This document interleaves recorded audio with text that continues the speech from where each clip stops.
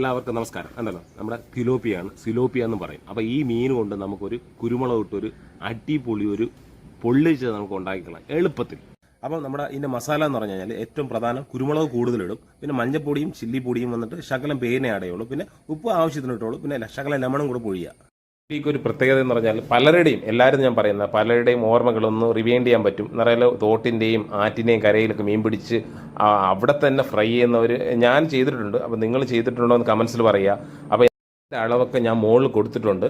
അപ്പം കണ്ടല്ലോ, നല്ല അടിപൊളി പെപ്പറൊക്കെ ആയിട്ട് മസാല ഇട്ട് വെച്ചിട്ടുണ്ട്. തവയിൽ വെളിച്ചെണ്ണയിൽ 2 സൈഡും 5 മിനിറ്റോളം അടച്ചു വെച്ച് കുക്ക് ചെയ്യുക.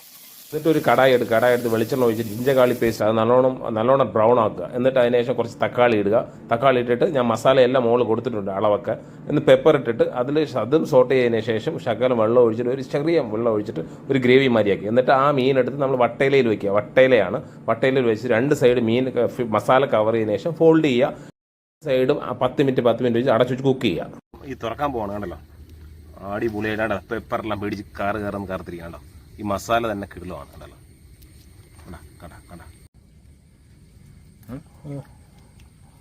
അപ്പം കണ്ടല്ലോ, ഇത് സൂപ്പറാണ്. നിങ്ങൾ ഈ പ്ലേറ്റ് കാണുമ്പോൾ തന്നെ അറിയാം അതിൻ്റെ അഭിപ്രായം പറയേണ്ട ആവശ്യം വരുന്നില്ല എന്നുള്ളത്.